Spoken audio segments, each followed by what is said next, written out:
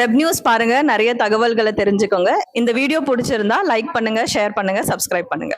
வணக்கம் வணக்கம். என் பேரு ஹெச்வி ஸ்ரீகண்ட சுவாமி. பண்டித் சுவாமின்னு கூப்பிடுவாங்க. நான் அஸ்ட்ராலஜர். எனக்கு 30 to 35 இயர்ஸ் சர்வீஸ் பண்ணிட்டு இருக்கேன் அஸ்ட்ராலஜியில். எங்கள் ஃபாதரும் அஸ்ட்ராலஜர், எங்கள் கிராண்ட் ஃபாதர் அஸ்ட்ராலஜர். நம்ம ஃபேமிலியே அஸ்ட்ராலஜர் லைனில் வந்தவங்க தான் நாங்கள். ஸோ எனக்கு முதல் குருவே எங்கள் அப்பா. அதுக்கப்புறம் ஒரு 4 குரு அவர்கிட்ட நான் கற்றுன்னு இருக்கேன்.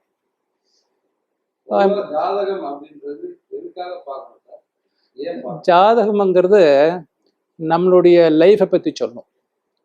நம்ம பிறந்த நேரம் இருக்கு இல்லையா, அந்த நேரம், தேதி, அப்புறம் எந்த கிழமை, எத்தனாவது வருஷம் பிறந்தாங்கிற டீட்டெயில்ஸ் கொடுத்தோம்னா அவர் பிறந்த நேரத்துலேருந்து கடைசி வரைக்கும் எத்தனை வருஷம் இருப்பாங்கிறது இருக்கலாம். 80, 85, 90, 100 இருக்கலாம். அது வரைக்கும் நடக்கக்கூடிய பலன்கள் என்னென்ன இருக்கும் அங்கிறத பற்றி சொல்கிறது தான் ஜோசியம். அந்த ஜாதகத்தை பற்றி எல்லாமே சொல்லலாம். அவரோட குணம் சொல்லலாம், என்ன படிப்பார்னு சொல்லலாம், என்ன ப்ரொஃபஷன் போவான்னு சொல்லலாம், எப்போ கல்யாணம் ஆகும்னு சொல்லலாம், எத்தனை குழந்தைகள் பிறக்கும்னு சொல்லலாம். இந்த மாதிரி அனைத்தும் சொல்லலாம் ஒரு ஜாதகம் வச்ச. ஒரு ஜாதகத்திலேயே அப்பா அம்மா பற்றி தெரிஞ்சுக்கணும்னா அதுவும் சொல்லலாம். பசங்களை ஃப்யூச்சர் எப்படி இருக்குங்கிறது சொல்லலாம். அவருடைய வரக்கூடிய மனைவி எப்படி இருப்பா, அவள் குணம் எப்படி இருக்கும், அவங்க நல்லவங்களா கெட்டவங்களா, நல்லா படிச்சிருப்பாங்களா, படிக்காமல் இருப்பாங்களா, வேலையில் இருப்பாங்களா, இது எல்லாமே சொல்லலாம்.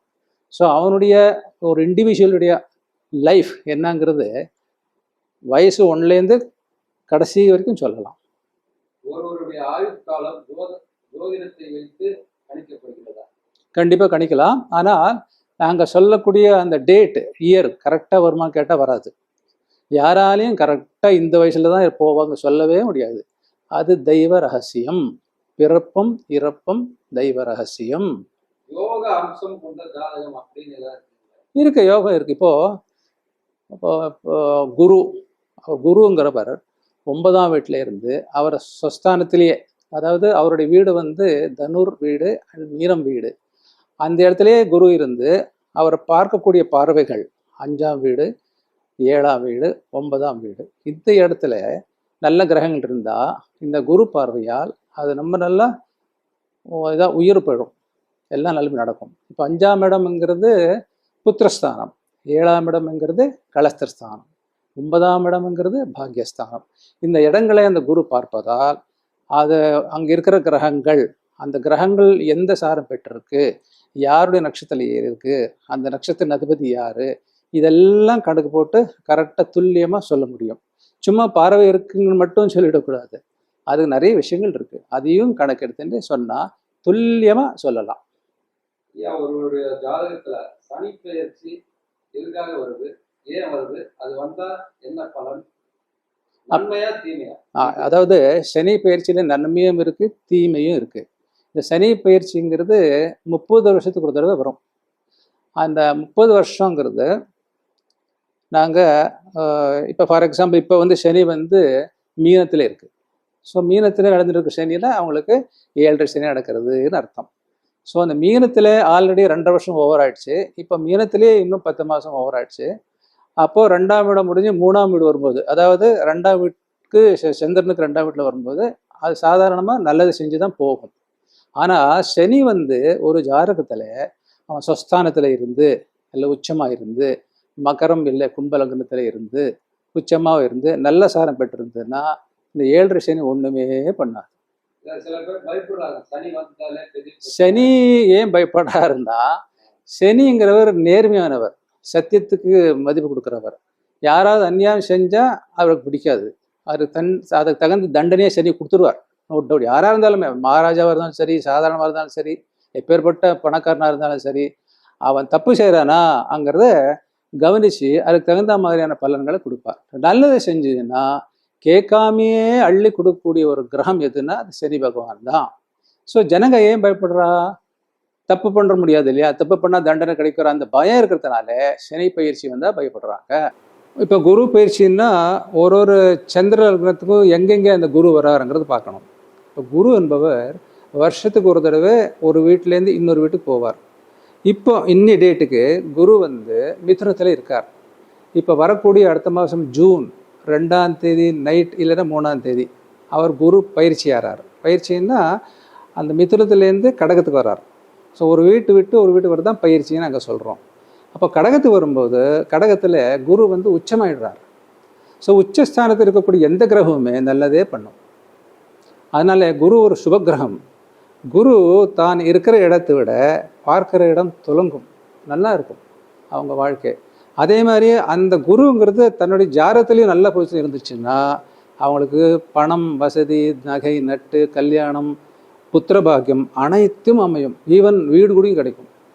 ஸோ அந்த குரு பயிற்சி எந்த ஸ்தானத்தில் இருக்குது, எப்படி இருக்குது, எந்த வீட்டில் இருக்குது, சந்திரன் இருக்குங்கிறத பார்த்து பலன் சொல்லணும். ஆரோக்கியம் சொல்லக்கூடிய இடம் வந்து லக்னத்திலேருந்து 6ஆம் இடம். அந்த 6ஆம் இடம் வந்து ஹெல்த்தை பற்றி சொல்லும், ருணஸ்தானம் சொல்லும், எதிர்களை பற்றி சொல்லும். ஸோ அந்த 6ஆம் இடத்துல இருக்கக்கூடிய கிரகங்கள் என்ன கிரகங்கள் இருக்குது, அது எந்த பொசிஷனில் இருக்குது, ஒரு கிரகத்துக்கும் ஒரு வியாதி என்னென்னு சொல்லுவேன். ஃபார் எக்ஸாம்பிள் சூரியன் எடுத்துட்டா ஹார்ட்டை பற்றி சொல்லும், சந்திரன் எடுத்துட்டீங்கன்னா மனசை பற்றி சொல்லும், புதன்னா நர்வ்ஸ் பற்றி சொல்லும், குருன்னா ஸ்டமக் ப்ராப்ளம், அந்த மாதிரி பேக் பெயின், இந்த மாதிரி சொல்லும். சுக்கிர வந்து களத்திர விஷயமா சொல்லும், அதாவது சம்டைம்ஸ் கோல்டு, ஐஸ்னோஃபீலியா இந்த மாதிரியும் சொல்லும். சனிங்கிறது கால்வலி, ஃபீட்டு, ஃபுட்டு, ஜாயிண்ட் பெயின்ஸ் இந்த மாதிரி பற்றியும் சொல்லணும். நிறைய இருக்குது விஷயங்கள். நான் எக்ஸாம்பிள் ஒன்று சொல்கிறேன், அவ்வளோதான். ஸோ இதை வச்சு நாங்கள் என்ன வியாதிங்கிறத கண்டுபிடிச்சிடலாம். இப்போ ஒருத்தருடைய ஜாதகத்தை வச்சு அவங்க ரொம்ப உயர்ந்த நிலைக்கு போவாங்களா, இல்லை சொந்தமாக தொழில் பண்ணுவாங்களா, இல்லை ஒருத்தருக்கு வேலை பண்ணுவாங்களா, அதை வந்து சொல்ல முடியுமா? கண்டிப்பாக சொல்லலாம். ஒருத்தர் பெரிய பணக்காராக இருக்கா அப்படின்னா அவர் ஜாதகத்தில் 2ஆம் இடம், 11ஆம் இடம், லக்னம் அண்டு லக்னாதிபதி இந்த 3மே ரொம்ப ஸ்ட்ராங்காக இருக்கணும். ரொம்ப ஸ்ட்ராங்காக இருந்ததுன்னா அவங்க உச்சஸ்தானத்துக்கு போவாங்க, பெரிய பணக்காராகி நல்லா வாழ்வாங்க. ஸோ இந்த கிரகங்கள்லாம் நல்லதே பண்ணும். எஸ்பெஷலி குரு, சுக்ரன், புதன் இந்த 3மே இந்த மாதிரி பொசிஷனில் இருந்ததுன்னா நிச்சயமாக அவனோட வாழ்க்கை ரொம்ப நல்லா இருக்கும். இப்போ ஒருத்தருடைய ஜாதகத்துல எவ்வளவு எதிரி இருக்காங்க அவங்களுடைய ஜாதகத்துல சொல்ல முடியுமா? சொல்லலாம். அதான் சொன்னேன். 6ஆம் இடம் தான் எதிரி பற்றி சொல்லும். அந்த எதிரில் இருக்கக்கூடிய கிரகம் எது, சனியா, சூரியனா, செவ்வாயா அப்படின்னு பார்க்கும்போது இப்போ ஒரு வீட்லேயும் 30 டிகிரி இருக்கும். அந்த 30 டிகிரியில் இந்த 6ஆம் வீட்டில் இருக்கக்கூடிய அதிபதி எத்தனாவது டிகிரியில் இருக்கான் அப்படின்னு பார்க்கணும். அவன் கெட்ட டிகிரியில் இருந்ததுன்னா நிச்சயமாக அவங்களுக்கு எதிரி உண்டுன்னு அர்த்தம். இருக்கலாம், மோர் தேன் 2, 3, 4 இருக்கலாம். அதை வந்து 6ஆம் இடத்தை பார்த்து தான் சொல்ல முடியும். ஐயா, இப்போ ஒரு குழந்தை பகல் நேரத்துல பிறக்கிற குழந்தைக்கு காரக கிரகம் இருக்கு. இப்போ சாதாரணமாக பகலில் பிறக்கக்கூடிய குழந்தைகளுக்கு சுக்கிரன் வலுவாக இருக்கணும். ராத்திரி பிறக்கக்கூடிய குழந்தைகளுக்கு மூன் வலுவாக இருக்கணும். அந்த மூணுங்கிறது தாயாரை பற்றி சொல்லும். சுக்கிரனும் 4ஆம் இடத்துல இருந்தால் தாயாரை பற்றி சொல்லும். ஸோ அவன் பிறந்த நேரம் வச்சு ஃபஸ்ட்டு லக்னத்தை கணிக்கணும். அந்த லக்னம் தான் மெயின். அந்த லக்னம் வச்சு தான் எல்லாமே சொல்ல முடியும். அப்படின்னா ஒரு குழந்தை பிறக்கிற நேரங்கிறது ரொம்ப இம்பார்ட்டண்ட்டு, எந்த ஊரில் பிறந்தாங்கிறது இம்பார்ட்டண்ட்டு, டேட் ரொம்ப இம்பார்ட்டண்ட்டு. பிறந்த நேரம் மஸ்ட் பி கரெக்டாக இருக்கணும். அந்த கரெக்டாக இருந்துச்சுன்னா நாங்கள் சொல்கிறது அப்படியே பலிக்கும். ஐயா, அவருடைய ஜாதகத்தில் எந்த வீட்டிலேருந்து கர்ம யோகம் ஆரம்பிக்கும், கர்ம பலன் பார்க்கப்படுகிறது? கர்ம பலங்கிறது எவ்வாறு பார்ப்பது? கர்ம பலங்கிறது 10ஆம் இடம். 10ஆம் இடங்கிறது தொழில்ஸ்தானம், ப்ரொஃபஷன், கர்மம். பெரியவாளுக்கு வீட்டில் ஏதாவது இருக்கிறது அது அந்த கர்மத்தை பற்றியும் 10ஆம் வீடு தான் பார்த்து சொல்லணும். ஸோ அந்த 10ஆம் வீடு கிரகங்கள் யார் இருக்காங்க, எந்த ஸ்தானத்தில் இருக்கா, யாருடைய நட்சத்திரம் ஏறி இருக்கா, அந்த நட்சத்திர அதிபதி எங்கே இருக்கா, இது எல்லாத்தையும் கணக்கு வச்சு பார்த்து தான் அவரோட ப்ரொஃபஷன் எப்படி இருக்கும், எப்படி வாழ்க்கையில் முன்னேறுவா, ப்ரொமோஷன் கிடைக்குமா, நல்ல பொசிஷன் போவாராங்கிறத அந்த 10ஆம் இடத்தையும் 2ஆம் இடத்தையும் பார்த்து சொல்லணும். ஐயா, இப்போ அந்த ஜோதிடத்தை பொறுத்த வரைக்கும் செவ்வாய் எந்த வீட்டில் உட்காந்தா நல்லது? செவ்வாய்ங்கிறது இப்போ பாருங்க, இப்போ செவ்வாய் தோஷம்னு சொல்லி ஒன்று இருக்குது. அந்த செவ்வாய் தோஷம் எங்கெங்கே இருக்கும்? 2ஆம் இடம். அதான் சொல்கிறேன் ஒரு நிமிஷம். நல்லதும் வருது, கெட்டதும் வருது, கவலைப்பட வேண்டாம். இப்போ 2ஆம் வீட்டில் செவ்வாய் இருந்ததுன்னா தோஷம், 4ஆம் வீட்டில் இருந்தால் தோஷம், 7ஆம் வீட்டில் இருந்தால் தோஷம், 8ஆம் வீட்டில் இருந்தால் தோஷம், 12ஆம் வீட்டில் இருந்தால் தோஷம். ஆனால் இங்கே இருக்குங்கிற ஒரே காரணத்துக்காக அந்த தோஷம் சொல்லிடக்கூடாது. சப்போஸ் இப்போ இந்த செவ்வாய்ங்கிறது தன்னை சொந்த வீடான மேஷத்துலையும் விருச்சிகத்திலையும் இருந்தால் தோஷம் கிடையாது, சிம்ம ராசியில் இருந்தால் தோஷம் கிடையாது, மீனத்தில் இருந்தால் தோஷம் கிடையாது, கும்பத்தில் இருந்தால் தோஷம் கிடையாது. இப்படி நிறைய எக்ஸெப்ஷன்ஸ் இருக்குது. இப்படி பார்க்கும்போது சாதாரணமாக செவ்வாய் தோஷங்கிறது யார ஜாதத்தும் வரவே வராது. ஒருவேளை இந்த செவ்வாய் தோஷம் ஸ்ட்ராங்காக இருக்குது, யாருமே இல்லை, தனியாக இருக்குது, ஒரு எதிரி வீட்டில் இருக்குதுன்னு வச்சுக்கோங்க. இப்போ 2ஆம் வீடுங்கிறது எதிரி வீடு, அங்கே யாருமே இல்லை கூடனா செவ்வாய் தோஷம் கண்டிப்பாக சொல்லலாம். ஸோ செவ்வாய்க்கு எந்தெந்த எனிமி வீடுகள் இருக்கோ அங்கே செவ்வாய் இருந்து இந்த 2, 4, 7, 8, 12ஆம் இடமாக வந்ததுன்னா அது செவ்வாய் தோஷம். ஸோ இந்த செவ்வாய் தோஷம்ங்கிறது சாதாரணமாக பொருத்தம் பார்க்கும்போது நாங்கள் பார்ப்போம். இந்த செவ்வாய் தோஷங்கிறது சம்டைமில் ஆயுளை கூட குறைச்சிரும். இதர் பொண்ணாக இருந்தாலும் சரி, பிள்ளையாக இருந்தாலும் சரி. அப்போ அதுக்கு வேண்டிய பரிகாரம் கண்டிப்பாக செய்யணும். என்ன பரிகாரம் அப்படின்னா, கும்பகோணத்தில் இருக்கக்கூடிய வைத்தீஸ்வரன் கோவிலுக்கு போய் அங்கே வந்து இவங்க பரிகாரம் பண்ணணும்.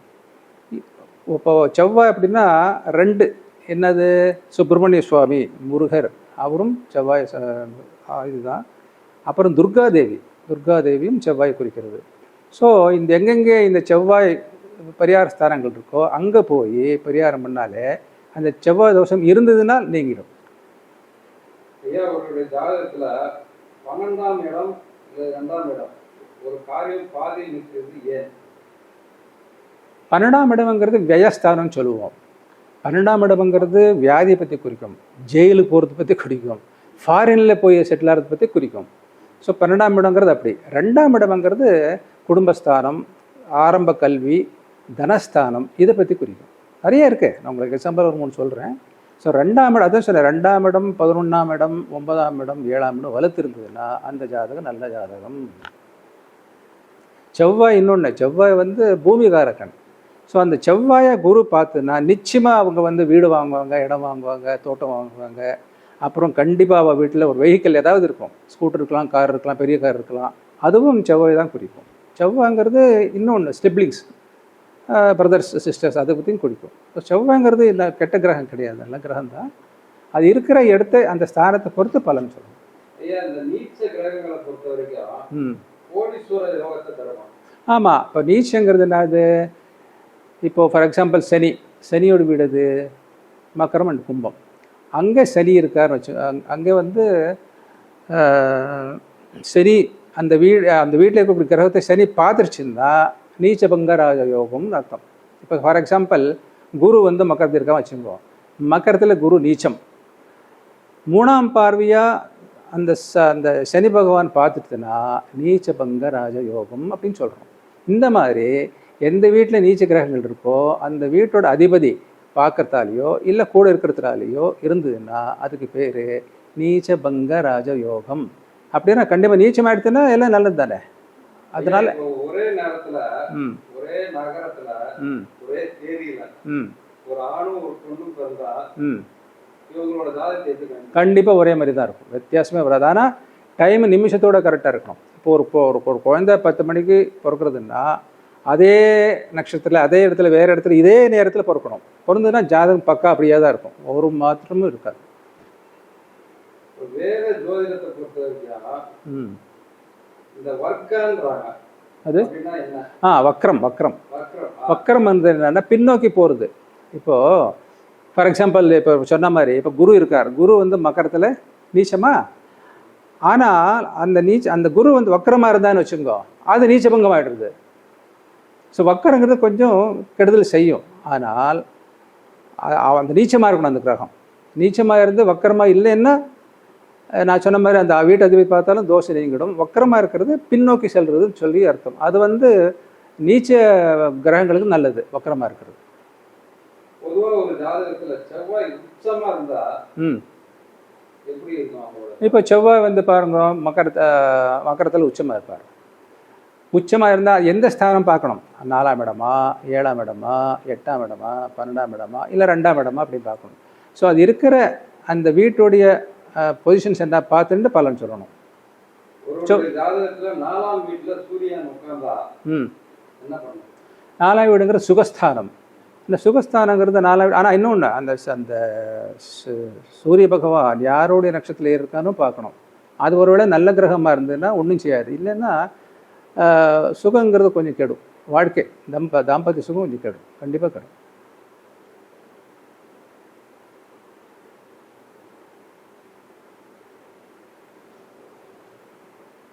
இப்ப நட்சத்திர பொருத்தம்ன்றாங்க, அதை மட்டும் வச்சு திருமண பொருத்தம் பார்த்து நிச்சயம் பண்ணலாமா? இல்லை, பண்ணக்கூடாது. நட்சத்திர பொருத்தங்கிறது அந்த காலத்தில் வச்சுட்டு இருந்தாங்க. அது இப்போ ஒரு நட்சத்திரம்னா அதுலேயே பாதம் 1 2 3 4 தான் வருது. தெரிஞ்சுதா? நட்சத்திர பொருத்தங்கிறது ஒரு ஒரு கணக்கு தான். இப்போ தயிர் சாத்துக்கு ஊறுகாய் தொட்டுக்காரன்னு வச்சுங்களேன். இப்போ என்ன பார்க்கணும், இந்த காலத்தில் அந்த பொண்ணோட ஜாதகம் இருக்கக்கூடிய கிரகங்கள், பையனோட ஜாதகம் இருக்கக்கூடிய கிரகங்கள், இது ரெண்டும் ஒத்து வருதா அப்படின்னு பார்க்கணும். அதை பார்த்து கிரகங்களுடைய நிலைகள் ஒத்து வந்தனா போதும், வேறு எதுவும் பார்க்க தேவையில்லை. 10 பொருத்தம் பார்க்க தேவையே இல்லை. இப்போது சில பேர் சொல்லுவாங்க 10 பொருத்தம் பார்த்தாலும் 10ல் 6 7 இருந்தால் போதும்பா. ஸோ இந்த 3 பொருத்தம் இல்லைன்னா அந்த 3 பொருத்தம் சப்போஸ் புத்திர பாக்கியம் வருதுன்னு வச்சுங்க, அப்போ என்ன பண்ணுறது? அப்போ புத்திரம் இல்லையா, வேண்டாமா? அதனால இந்த 10 பொருத்தங்கிறது அப்படி ஒதுக்கி வையுங்க. கிரகங்களுடைய ஸ்தானங்கள் ஆண் ஜாதகத்திலையும் கிரகங்களுடைய ஸ்தானங்கள் பெண் ஜாதகத்திலையும் எப்படி இருக்கு, ஒத்து வருதா அப்படிங்கிறத பார்க்கணும். இப்போ ஃபார் எக்ஸாம்பிள் சஷ்டாங்க தோஷம்னு சொல்கிறோம். சஷ்டாங்க தோஷம் என்ன? இப்போ ஒரு மிதுன ராசிக்கு 8ஆம் இடம் இது மகரம், அங்கே அவனுடைய லக்னம் மக்கரத்தில் இருந்து இவனுடைய லக்னம் மிதுனத்தில் இருந்ததுன்னா அதுக்கு பேர் சஷ்டாங்க தோஷம். ஆனால் சில சஷ்டாங்க தோஷத்தில் இந்த அனுகூல சஷ்டாங்க தோஷம் சொல்லியிருக்கு. இப்போ நான் சொன்னது அனுகூலம் தான்.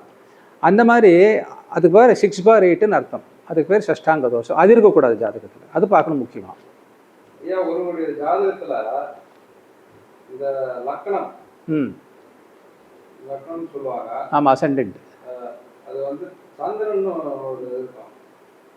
பலவீனமா இருந்தா என்ன மாதிரியான பலன் தரும்? ஆமாம், இப்போ லக்னங்கிறது செல்ஃப், நம்மளை பற்றி சொல்லும். செல்ஃப் நம்மளை பற்றி, நம்மளை உருவம், ஆகாரம், நம்மளுடைய நடத்தை எப்படி இருக்கும் அதெல்லாம் பற்றி சொல்கிறது. அந்த இடத்துல சந்திரன் லக்னத்தில் நீச்சமாக இருந்ததுன்னா ஒரு மாதிரி மன சஞ்சரவு, மைண்டில் சரியாக ஒர்க் பண்ணாது, எமோஷன் ஆகிடுவாங்க, இதெல்லாம் வரும். எப்போது சந்திரன் எங்கே நீச்சமாகறார்? துலாத்தில் நீச்சமாகறார் இல்லையா? விருச்சிகத்தை நீச்சமாகறார். அந்த விருச்சிக லக்னமாக இருந்து சந்திரன் அங்கே இருந்ததுன்னா அவங்களுக்கெல்லாம் கொஞ்சம் மனோவியாதியும் சொல்ல மாட்டேன், ஒரு மாதிரி எப்போவுமே ஏதோ சிந்தனை பண்ணுற மாதிரி, ஒரு சீக்கிரம் எமோஷன் ஆகிடுவாங்க, கோவம் வந்துடும். அப்படி ஒரு நிலை சந்திரன் கொடுக்கும். திருமண பொருத்தம் அப்படின்றது ஒருவருடைய ஜாதகத்துல பார்க்கணுமா, பார்க்கக்கூடாது? கண்டிப்பாக பார்க்கணும் சார். பார்க்காம பண்றாங்க. பார்க்காம பண்றதுனால என்ன மாதிரியான இதில் இன்னொன்று சொல்லியிருக்கு, கண்டிப்பாக ஜாதகம் பார்க்குறது நல்லது.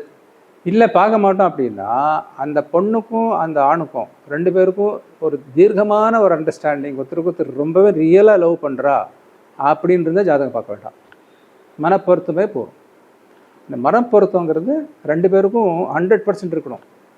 அதாவது கல்யாணங்கிறது 2 பாகம் சார். பிஃபோர் மேரேஜ், ஆஃப்டர் மேரேஜ்ன்னு இருக்குது. பிஃபோர் மேரேஜ் லவ் பண்ணுறவங்க அப்படி பாராட்டுவாங்க, ஒருத்தரை பற்றி நீ அப்படி இருக்கே இப்படி இருக்கே அப்படிலாம் பாராட்டுவாங்க.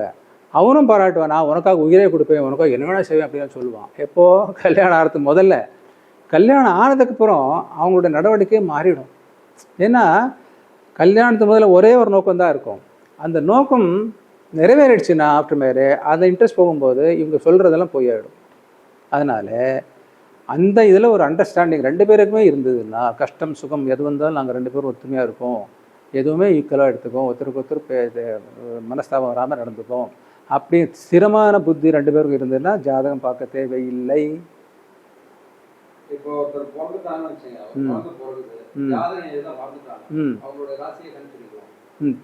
இல்லை தெரியாதே. இப்போ பிறந்த ஜாதகம் அதை எப்போ நேரம் கண்டிப்பாக வேணும்.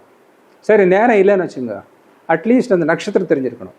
இப்போ டேட் இருக்குது, பிளேஸ் இருக்குது, டைம் இல்லை, பட் நட்சத்திரம் சொன்னால் நாங்கள் கண்டுபிடிச்சிருவோம் எந்த நேரத்தில் பிறந்தாங்கிறத நாங்கள் கண்டுபிடிச்சிருவோம். பிறந்த தேதியே தெரியல, ராசி நட்சத்திரம் மட்டும் சொல்லிடுவோம். ராசி நட்சத்திரம் நட்சத்திரக்கான பலன்களை சொல்லலாம். அது வந்து ஒரு 50 to 60% தான் உங்களுக்கு பலன் கொடுக்கும். லக்னம் ரொம்ப முக்கியம் சார். ஒரு ஜாதகம் நம்ம தலை எப்படியோ தலை தான் லக்னம், அது தலையில அப்புறம் என்ன பண்ணுறது? அதனால லக்னத்துக்கு டைம் வேணும்.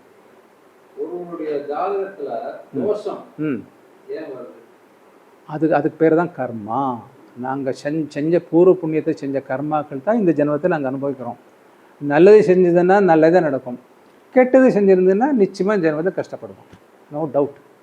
அதுக்கு பரிகாரம்லாம் இருக்கு.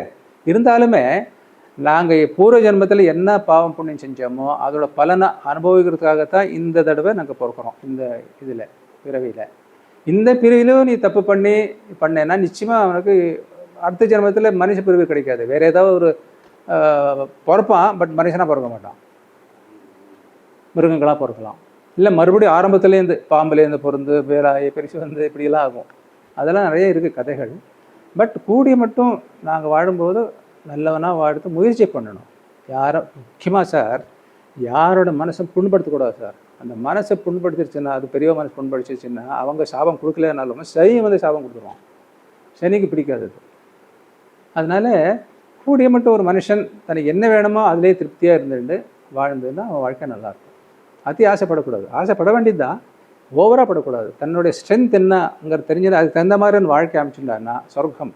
ஃபார் எக்ஸாம்பிள் இப்போ குருன்னா புஷ்பராகம், சனின்னா நீலம், சந்திரன்னா முத்து, சூரியன்னா மாணிக்கம், செவ்வாய்னா பவழம். இந்த மாதிரி ஒரு ஒரு கிரகத்துக்கும் ஒரு ஒரு ஸ்டோன் இருக்குது. அந்த கிரகங்கள் ஜாதகத்தில் வீக்காக இருந்ததுன்னா போடக்கூடாது. அந்த சில பேர் போட்டுக்கிறான்னா என்ன நினைக்கிறாங்க, ஜாதகத்தில் நட்சத்திரம் வீக்காக இருக்குது, இது போடுறதுனால அந்த வீக்கம் போயிடும் நல்லா நினைக்கிறாங்க. அப்படி இல்லை. அந்த ஸ்டோனோட வேலையே ரொம்ப கம்மி சார். ஃபர்ஸ்ட் ஆஃப் ஆல் நம்ம கையில் அது போடுறதுனால நம்ம திருஷ்டியை போக்கும். நம்மளை பார்த்து யாராவது பார்த்தா அந்த கல் அந்த திருஷ்டியை தடுக்கும். அதுக்கு தான் கல் போடுறோம். கல் போடுறதுனால பெரிய பிரயோஜனம் என்ன இருக்குன்னு கேட்டாங்கன்னா ரொம்ப ரொம்ப கம்மி தான். ஒரு 15% இருந்தால் ஜாஸ்தி. அதனால ஒன்றும் பெனிஃபிட் இருக்காது. ஆனால் அதை ப்ரொடெக்ட் பண்ணணும். திருஷ்டி நம்ம மேலே இருந்தால் அது ஆட்டோமேட்டிக் கழிஞ்சிடும். அதுக்காக தான் நாங்கள் போடுறோம். அதே மாதிரி எல்லா ஸ்டோனுமே தங்கத்தில் மட்டும்தான் பண்ணி போட்டுக்கணும், வெள்ளியில் பண்ண போட்டுக்கணும். ஐயா, ஒருவருடைய ஜாதகத்துக்கு ஒரு ஜாதகக்காரர் இருக்காருன்னு வச்சுங்க, அவருக்கு எதிர்பாராத விபத்து நடக்குமா? ஆமாம் ஆமாம் ஆமாம் நடக்கும். எதிர்பாராத வெறுப்பு நடக்கிறது ஜாதகத்தில் தெரியும், கண்டிப்பாக தெரியும். அப்போ அந்த நேரம் நாங்கள் பார்த்து இந்த பீரியட் ஜாகிரதையாக இருங்கோ, ஜாஸ்தி வண்டியில் போகாதீங்கோ, வண்டி ஓட்டாதீங்கோ அப்படின்னு நாங்கள் சொல்லுவோம். அது தெரிஞ்சிடும் சார். ஜாதகம் பார்த்தா சொல்லிடலாம். 4ஆம் இடம் பார்க்கணும். அதுக்கு இப்போ ஒருத்தருடைய ஜாதகத்தை பார்த்து இவங்களுக்கு கண்ணு ப்ராப்ளம் வரும்னு சொல்லிக்கலாம். சொல்லாமே. இப்போது 2 கண்ணு, ஒன்று வலது கண்ணு சூரியன், இடது கண்ணு சந்திரன். இந்த சந்திரன் வீக்காக இருந்தாலோ இல்லை சூரியன் வீக்காக இருந்தாலோ அவங்களுக்கு நிச்சயமாக பார்வை குளர் வரும். அந்த மாதிரி ஆளுங்க கண்ணாடி போட்டு கொண்டு வரலாம். ரொம்ப வீக்காக இருந்ததுன்னா கண் வந்து இந்த சில பேருக்கு கண் இல்லாமல் இருக்க காரணமே இந்த சூரியன் சந்திரன் நல்லாமல் இருக்கிறதுனால தான் ஜாதகம் வருது. அது ஒன்று. இன்னொன்று நான் சொன்னேனே பூர்வ ஜென்ம கர்மான்னு, அதுவும் சேர்ந்துருக்கும். இது ரெண்டும் சேர்ந்து வரது தான் அதனால் அப்படி வரும். ஸோ கண்ணுங்கிறது சூரியன் சந்திரன். சூரியனுங்கிறது வலது கண், சந்திரனுங்கிறது இடது கண். இந்த ரெண்டுமே நல்லா இருந்ததுன்னா ஒரு பிரச்சனையும் இல்லை. தசாபுக்தி அப்படின்னா தசாபுக்தின்னா ஃபார் எக்ஸாம்பிள் இப்போ குரு தசைன்னு வச்சுருக்கோம். குரு தசையில் முதல்ல வரக்கூடிய தசாபுக்திங்கிறது குருவாக இருக்கும். அது 2.25 வருஷம் இருக்குன்னு வச்சுருக்கோம். குரு முடிஞ்ச உடனே வரக்கூடிய தசை வந்து சனி மகாதசை, சனி அந்தரதசா, அதுக்கப்புறம் புதன் அந்தரதசா. இப்படி ஒன்றுன்னா அந்த கிரகங்களுக்கு ஒன்றா வரும். குரு, சனி, புதன், கேது, சுக்கிரன், சூரியன், சந்திரன், செவ்வாய், ராகு, இப்படி வரும் புக்திகள். தட் இஸ் ஃபார் தசா புக்தின்னு பேர். ஸோ அந்தந்த புக்தியில் அந்தந்த கிரகங்கள் எங்கெங்கே இருக்குது அப்படின்னு பார்த்து அதை வச்சு அந்த பலன் நல்லா இருக்குமா நல்லா இருக்காதா சொல்லணும். ஆனால் மெயின் அந்த தசா தான் மெயின். அவன் தான் காரக்கா, அவன் பார்த்துப்பான். இந்த சப்டிவிஷன்ஸ் வரக்கூடியது எல்லாமே கிரகங்கள் நல்லா இருந்ததுன்னா இன்னும் நல்லா தொழுவு நல்லா வருவாங்க. இப்போ சுக்கரதேசம் சொல்கிறோமே, சுக்கரதேசம் சொல்லிட்டாலே அவனுக்கு ரொம்ப யோகம் இருக்குன்னு சொல்ல முடியாது. அந்த சுக்கரன் எங்கே இருக்கான்னு பார்த்து சொல்லணும். சப்போஸ் சுக்கர் நீச்சமாக இருந்ததுன்னா என்ன பண்ணுவீங்க? அந்த மாதிரி நிறைய விஷயங்களை பார்த்து தான் சார் சொல்லணும். மேலோட்டமாக சொல்கிறது ஓரளவுக்கு தான் அது சரியாக சாத்தியமாகும். கரெக்டாக உட்காந்து கணக்கு போட்டு சொன்னால் தான் ஒரு ஜாதகத்தோட பலன் முழுமையாக சொல்ல முடியும். அப்போ தான் நடக்கும். அது சும்மா அங்கே இருக்கேன்னு பார்த்து உடனே சொல்லலாம், பட் அது முழு பலன் சொல்லாது. ஒருவருடைய ஜாதகத்தில் 7 சனி ஏன் வருது? அதான் அது இப்போ நான் சொன்னேனே மொத்தம் 9 கிரகம் சார், கிரகங்கள். அந்த 9 கிரகங்களுக்கும் ஒரு பீரியட் இருக்குது. இப்போ குருன்னா 1 வருஷம், சனின்னா 2 வருஷம், செவ்வாய்னா 1.5 மாதத்துலேருந்து 3 மாதம், சுக்கிரன்னா 1 மாதம், புதன்னா 1 மாதம் 40 நாள், இப்படிலாம் வரும் அந்த கணக்கு போட்டு. அதுதான் நாங்கள் வந்து அந்த இப்போ 7 சனி வருதுன்னா எல்லாருக்கும் 7 சனி வரும். அவன் பிறந்தபோது அந்த சனி எந்த வீட்டில் இருக்குங்கிறத பார்க்கணும். பிறக்கும்போதே சனி லக்னத்தில் இருந்ததுன்னா சனி ஆரம்பிச்சிச்சுன்னு அர்த்தம், 7 சனி ஆரம்பிச்சுன்னு அர்த்தம். ஸோ நெக்ஸ்ட்டு 27 வருஷத்தில் மறுபடியும் செகண்ட் வரும். அப்போ அவனை பொறுத்த வரைக்கும் அந்த 2வது சனிங்கிறது தான் எடுத்துக்கணும். 27 வயசு தான் ஆயிருக்கும். அதுக்கு பேர் பொங்கு சனின்னு பேர். அந்த 2வது சனிங்கிறது முதல்ல 7 சனி கொடுத்த கஷ்டங்களெல்லாம் நீக்கி நல்லது பண்ணும்.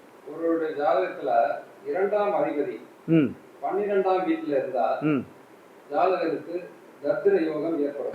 ஆமாம், தரித்திராவும் சொல்லக்கூடாது, கெட்ட வார்த்தை. 2ஆம் வீட்டில் இருந்தால் பணம் சம்பாதிப்பான், நிச்சயமாக சம்பாதிப்பான். ப்ரொவைடட் அந்த கிரகம் நல்லா இருக்கணும். அந்த 2ஆம் வீட்டு அது 12ஆம் வீட்டில் இருந்ததுன்னா இவன் 100 ரூபா சம்பாதிச்சானா 110 ரூபா செலவாகும். தரித்திராவும் சொல்லக்கூடாது. வருது அப்படி செலவாயிடும், ஒன்றும் பண்ண முடியாது. நல்ல பாவம், ஒரு 1000 ரூபா சம்பாதிச்சு 1000 கை விட்டு உடனே போயிடும். அதுதான் 2ஆம் அதிபதி 12ஆம் வீட்டில் இருக்கக்கூடாதுன்னு சொல்கிறோம். சில பேர் ஜோதிடம் பார்க்குறவங்க உங்களுக்கு நேரம் தெரியல, திருப்பதி போயிட்டு வந்தா திருப்பம் தருன்றாங்க. உண்மைதான். இப்போ அது திருப்பதி என்ன, சந்திரன், சந்திரனுடைய நீச்சி. இப்போ நீங்கள் சொன்னீங்களே அந்த மாதிரி சந்திரன் நீச்சமாக இருந்ததுன்னா, ரொம்ப மோசமான டிகிரிலே இருந்ததுன்னா ஒன்னொன்றுக்கும் பரிகாரம் உண்டு. அப்போ சந்திரனா திருப்பதி போயிட்டு வா, ஓரளவுக்கு ஒன்று நல்லதாக சொல்கிறோம். ஆமாம், திருப்பம் வரும்னா இந்த தைரியத்துலேருந்து கஷ்டத்துலேருந்து நீக்குவான்னு அர்த்தம். திருப்பங்கிறது நல்ல திருப்பம்னா கஷ்ட திருப்பதி நல்ல திருப்பி வருவேங்கிறது. ஆனால் அதுக்காக திருப்பதி போயிட்டு வந்த உடனே வந்துடாது நல்ல திருப்பம். அப்போ மற்ற இப்போ கர்மாவில் அதெல்லாம் பார்க்கணும் இல்லையா, அதெல்லாம் பார்த்து தான் இந்த திருப்பதி போயிட்டு வரக்கூடிய பலன் கிடைக்கும். ஆனால் நிச்சயமாக பலன் கிடைக்கும், கொஞ்சமாவது கிடைக்கும், நிச்சயமாக கிடைக்காம இருக்காது. ஓகே. ஐயா, சனி பகவானை பொறுத்த வரைக்கும் 6 இல்ல 12ஆம் வீட்டுல வந்தா சுப கிரகங்கள் பார்வை இல்லாமல் இருந்தா ஏற்படும் ஒரு விசித்திரமான பலன் என்ன? ஆமா, இப்போ இந்த கெட்ட கிரகங்கள், அதாவது கெட்ட கிரகங்கள் என்னென்னா சனி, செவ்வாய், சூரியன் 50%, இந்த மாதிரி கிரகங்கள் 6ஆம் வீட்டில் இருந்து பிறகு சூரியன் 6ஆம் வீட்டில் இருந்தால் எதிரியை ஜெயிப்பான் அவன். ஸோ நான் சொன்ன மாதிரி 6ஆம் வீட்டில் சனி இருக்கிறது நல்லதே. எதிரிகளே விரட்டி அனுப்பிவிடுவார் அவர், யாரும் கிட்ட ஒன்றும் வர முடியாது. ஆனால் சில டைமில் கடன் பண்ண வேண்டி வரும், ஃபைனான்ஸ், அது பண்ண வேண்டியதாக வரும். 6ஆம் வீட்டில் கிரகம் எது இருந்தாலுமே 2ஆம் வீட்டை பற்றி 6ல் இருந்ததான் வச்சுக்குவேன், நிச்சயமாக கடன் பண்ணுமாவேன். ஸோ 6ஆம் வீட்டில் கெட்ட கிரகங்களுக்கு ஒரு பலம்தான். இப்போ சூரியன் இருந்துன்னு வச்சுங்களேன், he will win all enemies. அதனால் 6ஆம் வீடுங்கிறது கெட்ட வீடு அப்படின்னு நினைக்கக்கூடாது. நல்லதும் இருக்குது, கெட்டதும் இருக்குது. எல்லா கிரகங்களும் எல்லா வீடும் நல்லது கெட்டது இருக்குது சார். 12 ராசிகள் இருக்கு இல்லையா, எல்லாமே நல்லதும் கெட்டது ரெண்டுமே சொல்லும். அதோட பொசிஷனை பார்க்கணும், அங்கே யார் இருக்கா, அந்த அதிபதி யார், அந்த கிரகம் என்ன கிரகம், அவன் எதிரியோட நட்சத்திரம் இருக்கானா இல்லை ஃப்ரெண்டோட நட்சத்திரம் இருக்கானா, இதெல்லாம் பார்த்து பலன் சொல்லணும். இப்போ ஃபார் எக்ஸாம்பிள் சொன்ன மாதிரி இப்போ 2ஆம் வீட்டில் செவ்வாய் தோஷம் சொல்லிடக்கூடாது. அந்த செவ்வாய் எந்த சித்தியில் இருக்கான், அவன் சொந்த வீட்டிலே இருக்கானா, இல்லை அவருடைய ஃப்ரெண்டு வீடான நட்சத்திரம் இதில் இருக்கானா, இல்லை அந்த செவ்வாயை சனி பார்க்குறதா, வேறு ஏதோ கிரகம் பார்க்குறதா, அப்படி பார்த்தா செவ்வாய் தோஷம் கிடையாது.